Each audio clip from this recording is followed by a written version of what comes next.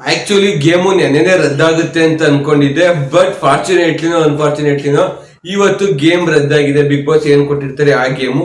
So ಇವತ್ತಿನ game ಏನಪ್ಪಾ ಅಂದ್ರೆ, ಬಿಗ್ ಬಾಸ್ ಟಿವಿ ಒಂದು ಪಿಕ್ಚರ್ ಪ್ಲೇ ಮಾಡ್ತಾರೆ, ಕನ್ನಡ ಆಲ್ಫಾಬೆಟ್ಸ್ ಇರೋದನ್ನ, ಅದನ್ನ ಒಂದು ದಿಮ್ ಮೇಲೆ ಪ್ರಿಂಟ್ ಮಾಡಿರ್ತಾರೆ. ಒಂದಷ್ಟು ದಿಮ್ಗಳನ್ನ ಉಲ್ಟಾ ದಬಾಕ್ಬಿಟ್ಟು ಇಟ್ಟಿರ್ತಾರೆ ಅಲ್ಲಿ, ಓಕೆನಾ. ಸೊ ಆ ದಿಮ್ಗಳಲ್ಲಿ ಫೋಟೋ ತೋರಿಸಿರೋದು ಯಾವ್ದು ಅಂತ ಎರಡು ಟೀಮ್ ಅವರು ನೋಡಿ ಯಾವ್ದು ಕರೆಕ್ಟ್ ಅಂತ ಗೆಸ್ ಮಾಡಿ ತಗೊಂಡ್ಬರ್ಬೇಕು. ಇಬ್ರು ಹೋಗ್ತಾರೆ, ಇಬ್ರು ಹೋಗಿ ತಂದು ಎರಡು ಬಾಕ್ಸ್ ಕೊಟ್ಟಿರ್ತಾರೆ, ಓಕೆನಾ. ಆ ಬಾಕ್ಸ್ ಇಂದ ಆಚೆಗಡೆ ಇನ್ನಿಬ್ರು ಪ್ಲೇಯರ್ಸ್ ವೆಯ್ಟ್ ಮಾಡ್ತಾ ಇರ್ತಾರೆ. ಇವರು ಒಬ್ರು ಕೈ ತಪ್ಸಿ, ಒಬ್ರು ಕಣ್ಣು ತಪ್ಸಿ ಅಥವಾ ಜಗಳ ಆಡಿ ಇನ್ನೊಬ್ರು ಕೊಡ್ಬೇಕು. ಅವರು ತಗೊಂಡೋಗಿ ಆ ಕಡೆ ಅವ್ರ ಟೀಮ್ ಏನಿರುತ್ತೆ ಸೇಫ್ ಝೋನ್ ಅಲ್ಲಿ ಇಟ್ಕೊಬೇಕು. ಸೊ ಫಸ್ಟ್ ಇವ್ರ ಕಡೆಯಿಂದ ಭವ್ಯ ಮತ್ತೆ ಗೌತಮ್ ಇವ್ರು ಬರ್ತಾರೆ, ಅವ್ರ ಕಡೆಯಿಂದ ಐಶು ಮತ್ತೆ ಮೋಕ್ಷಿತ ಏನೋ ಬರ್ತಾರೆ. ಸೊ ಒಂದು ರೌಂಡ್ ಅಲ್ಲಿ ಐಶ್ವರ್ಯ ಮತ್ತೆ ಭವ್ಯ ಬರ್ತಾರೆ, ಇನ್ನೊಂದು ರೌಂಡ್ ಅಲ್ಲಿ ಗೌತಮಿ ಮತ್ತೆ ಪಾರು ಅಂದ್ರೆ ಮೋಕ್ಷಿತ್ ಅವ್ರು ಬರ್ತಾರೆ. ಇಲ್ಲಿ ಪ್ರಾಬ್ಲಮ್ ಆಗೋದು ಯಾವಾಗಪ್ಪ ಅಂತ ಹೇಳಿದ್ರೆ, ಯಾವಾಗ ಬಂದು ಮೋಕ್ಷಿತ್ ಅವರು ಎತ್ಕೊಂಡು ಐಶ್ವರ್ಯಗೆ ದಿಂಬುಕ್ ಕೊಡ್ತಾರೆ, ಅಲ್ಲಿಂದ ಆಕ್ಚುಲಿ ಗೇಮ್ ಬೇರೆ ಲೆವೆಲ್ಗೆ ಹೋಗುತ್ತೆ. ಸೊ ಚೈತರ್ ಅವ್ರ ವಾದ ಏನು ಅಂತ ಹೇಳಿದ್ರೆ, ಲೈನ್ ಇಂದ ಆಚೆ ಬಂದು ಕಲೆಕ್ಟ್ ಮಾಡ್ಕೊಬೇಕು, ದಿಮ್ನ ಲೈನ್ ಒಳಗಡೆ ಕಲೆಕ್ಟ್ ಮಾಡ್ಕೊಂಡ್ಬಿಟ್ಟವ್ರು ಐಶ್ವರ್ಯ ಅವರು ಅಂತ ಇವ್ರು ವಾದ. ಇದನ್ನ ಫಸ್ಟ್ ಇನಿಶಿಯೇಟ್ ಮಾಡೋದು ಯಾರು? ಆ ದಿಂಬು ಪಾಸ್ ಮಾಡಿದ ತಕ್ಷಣ ಭವ್ಯ ಅವ್ರು ಹೇಳ್ತಾರೆ ಒಳಗಡೆಯಿಂದ ಇಸ್ಕೊಂಡ್ರು ಅಂತ. ನಾನು ಪ್ರೋಮನ ಒಂದು 10-15 ಸರಿ ನೋಡಿನಿ. ಆಕ್ಚುಲಿ ದೇವರಡೆ ನನ್ಗೆ ಗೊತ್ತಾಗ್ತಿಲ್ಲ, ಲೈನ್ ಒಳಗಡೆ ಇಸ್ಕೊಂಡ್ರು ಲೈನ್ ಆಚೆ ಇಸ್ಕೊಂಡ್ರು ಅಂತ. ಪ್ರಾಬಬ್ಲಿ ಲೈನ್ ಆಚೆನೆ ಇಸ್ಕೊಂಡ್ರು ಅಂತ ಅನ್ಸುತ್ತೆ, ಅದ್ ಎಕ್ಸಾಕ್ಟ್ ಆಗಿ ಗೊತ್ತಿಲ್ಲ ಗುರು. ಪ್ರೋಮೋ ಕಟ್ಟಲ್ಲಿ ಅದನ್ನ ತೋರಿಸಿಲ್ಲ ಬಿಗ್ ಬಾಸ್ ಕ್ಲೀನ್ ಆಗಿ. ಸೊ ನನ್ನ ಪ್ರಕಾರ ಲೈನ್ ಇಂದ ಆಚೆನೆ ಇಸ್ಕೊಂಡ್ರು ಅಂತ ಅನ್ಸುತ್ತೆ. ಲೈಟ್ ಒಂದು 10-15 ಸರಿ ನೋಡಿದ ಮೇಲೆ ಐಶ್ವರ್ಯ ಆಚೆನೆ ಕಲೆಕ್ಟ್ ಮಾಡ್ಕೊಂಡ್ರು ಅನ್ಸುತ್ತೆ.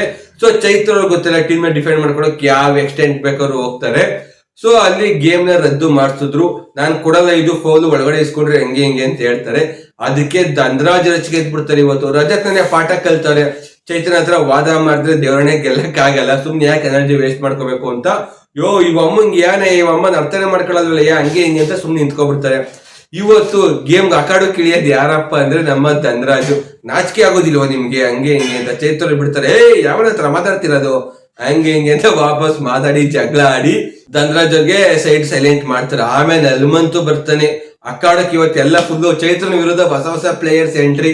ನಮ್ಮ ಹನುಮಂತು ಬಂದ್ಬಿಟ್ಟು ನನ್ ತಲೆ ಮೊದ್ಲೇ ಆಪ್ ಆಗೈತಿ, ನಾನ್ ಸರಿ ಇಲ್ಲ, ನಿನ್ ಜಾಗದಲ್ಲಿ ಒಬ್ಬ ಹುಡುಗ ಇದ್ದಿದ್ರ ಕತೆನೆ ಬೇರೆ, ಸುಮ್ ಹೋಗ್ಬೇಡ ಹಂಗೆ ಹಿಂಗೆ ಅಂತ ವಾದ ವಿವಾದಗಳು ಮುಂದುವರಿತಾನೆ ಇರುತ್ತೆ.